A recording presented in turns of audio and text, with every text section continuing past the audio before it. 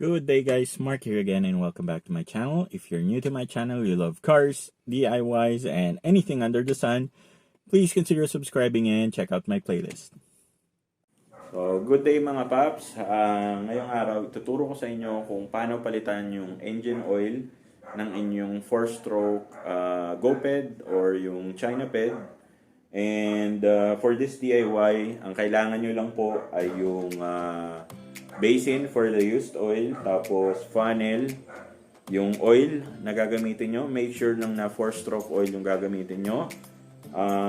Mas maganda kung fully synthetic, especially kung malalayo yung biyahe nyo. Tapos, paper towel, and that's it. Okay? Basahan. Yan. Sobrang dali lang neto. At mas maganda kung dalawa kayong gagawa. At para mas mabilis matapos. Okay? Okay. So mga paps, ito yung dipstick kung tawagin. Oil dipstick. Okay? So, since walang nakalagay kung ilang ml ang dapat na isasalin sa kanya, dyan tayo magbabase kung gaano karaming oil yung kailangan. Pero sa base sa size niya, tingin ko mga roughly 100 ml lang ang magagastos mo dyan. Pero tingnan natin, okay? Also, ang gagamitin kong oil ngayon is etong Petron na mineral. Mineral lang to eh. Yan.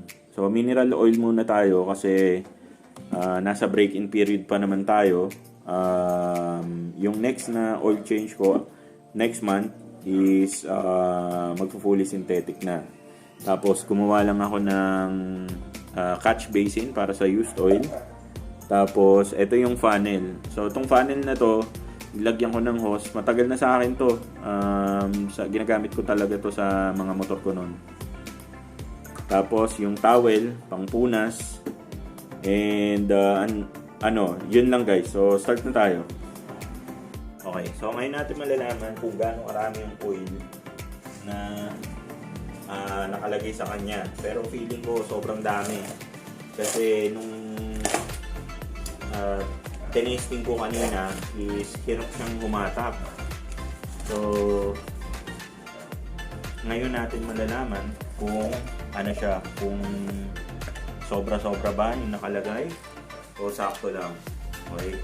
So, dapat pag binuksan natin tong dipstick, wala dapat siyang langis.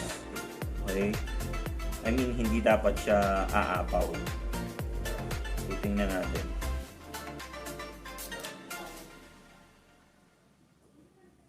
Okay. So far, okay naman. Pero kung bagbabasehan natin yung dipstick, sobrang punong-puno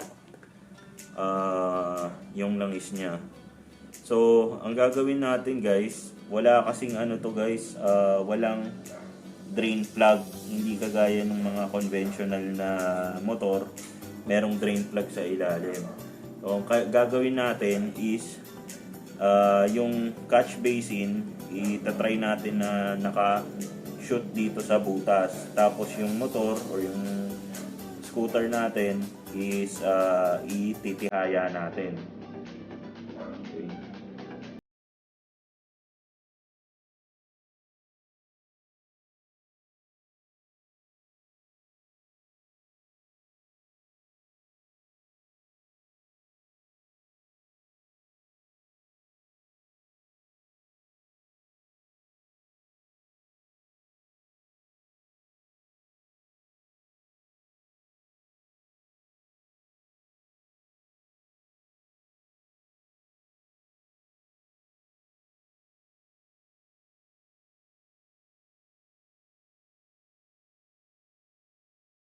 Ng konti.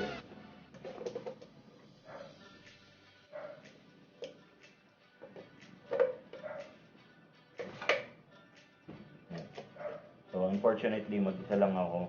Kaya, ganitong style muna. Ang ginawa ko is pinangkalso ko yung isa kong paa. Tapos yung right hand ko is yun yung pinang-pull up ko sa sa scoot. So, tingnan natin muna. Ibaba ko muna. Ayan. So, kung titingnan nyo pa lang guys, ito, sobrang dami na ito. Ayan, sobrang dami. See? Oh, hindi ko pa naman napapatakbo ng malayo. Pero, sobra-sobra yan. Sige, tatry ko ngayon na i-out ng fully yung ating foot.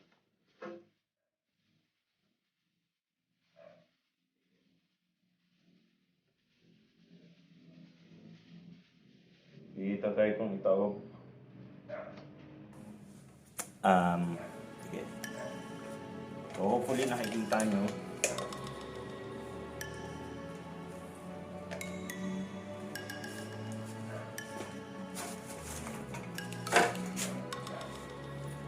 Yan. So, fully nakataob na siya.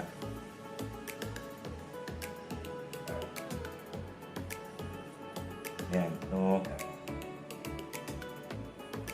I think wala na. Wala na nga guys. Ito yung oil na nakuha natin.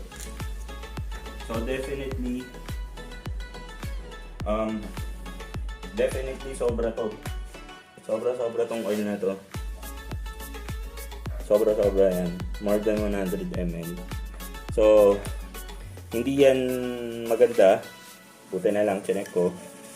Kasi pagka ganyan guys is unang-una hirap yung makina. Pangalawa, yung mga oil seals nyo sa makina, pati yung compression ring nyo, mapapaaga yung buhay niyan. So, mapapaaga yung loose compression nyo. So, linisan na muna natin yung dipstick. Yan, yung dipstick, guys, may marker yan. Okay? So, itong dalawang guhit, yan. Pagka nandito sa pangalawang guhit, ibig sabihin, sagad na sagad yung langis. So, pag dito naman sa mababa, that's a warning na kailangan nyo nang mag-either change oil or mag-top up ng oil. So, ang safest na oil level is in between netong baba tsaka nung taas. So, anywhere na dito sa gitna or kahit before the second line, yun po yung ideal.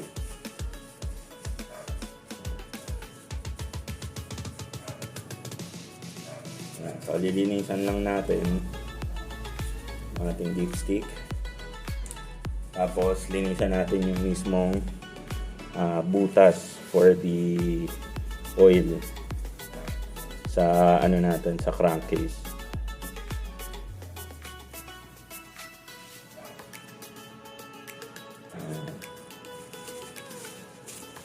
So, since wala tayong odometer, kumbaga, ano nyo na lang yun, diskarte nyo na lang.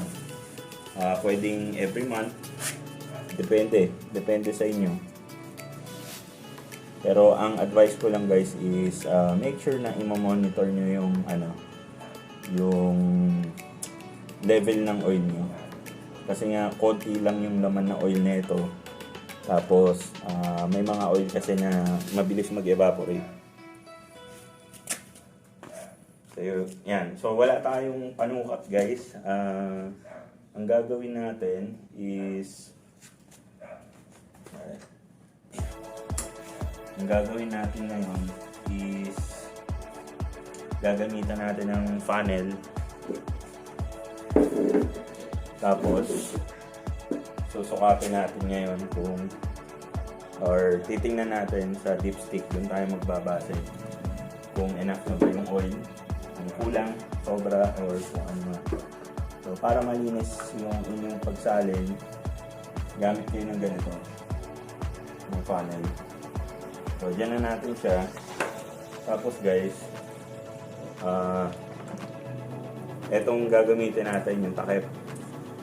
Okay? So, try muna natin ng 3 takip. Okay. Magdagdag na lang tayo pag kulang.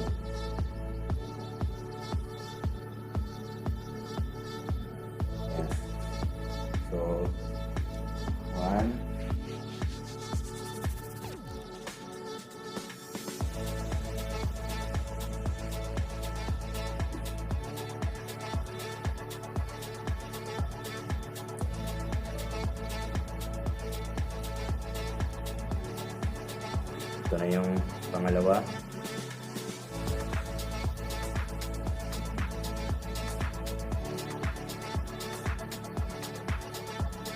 Tapos, sa 4-stroke lang to guys ha. Ang 2-stroke walang ganito. Kasi 2T yung parang naglubricate sa piston. Ito yung pop number 3.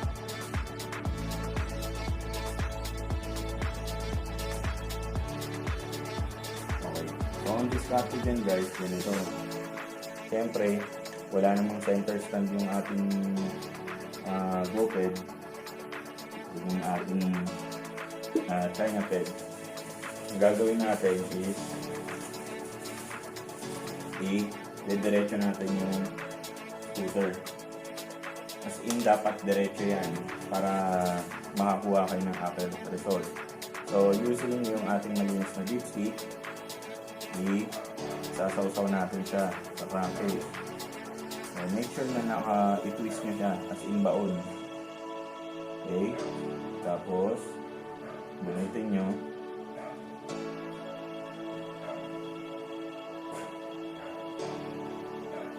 Ayan. So, pagbunot,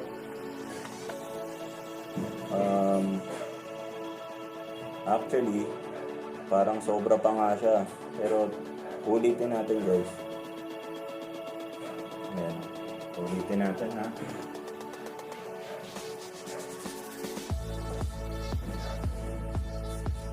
Limitan muna natin.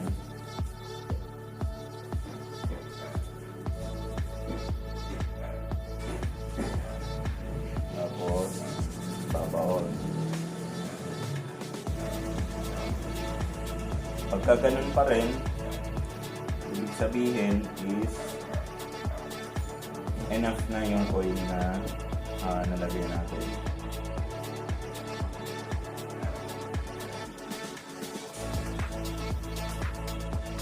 Good. Perfect guys. Tingnan nyo. So, nandun lang siya sa pangalawang guhit. Ayan o. Ayan. So, perfect. So, 3 packet lang guys ha. Pero don't take my word for it kasi siyempre iba-iba rin yung size ng packet ng engine oil. So, ang best na guide nyo is yung dipstick mismo. So, ganun lang kadali. I-wipe nyo na lang yung mga excess na oil kung meron man yung tumulo. Tapos, make sure guys na pag mag-oil change kayo, malamig yung makina. Kasi unang-una, mapapaso kayo. Pangalawa, yung ano ba to? Yung oil, meron yung mga natitira sa ibabaw. So, at least leave it overnight or pagpahin mo ng ilang minutes para bumarwa lahat ng lines. Okay, so yun lang guys. Yun lang mga paps. Ganun lang po kadali mag-change oil ng inyong 49cc GoPed. Actually, applicable to sa any 4-stroke scooters as long as susundan nyo lang yung dipstick at make sure lang na pag mag-change oil kayo, nasa pantay kayo na surface para accurate yung malalagay yung spot sa inyong makina. So, maraming salamat sa pagsama sa akin today. And that's it for me today guys. Hope you liked the video. If you did, please give this video a thumbs up. At kung hindi pa po kayo nakasubscribe, hit nyo na po yung subscribe button. Again, Mark nga pala ulit. And kung kailangan nyo po ng parts and accessories ng inyong sasakyan, link po sa description section below. Once again, Mark nga pala ulit. Maraming salamat po sa pagsama sa akin today and hope to see you guys on our next video.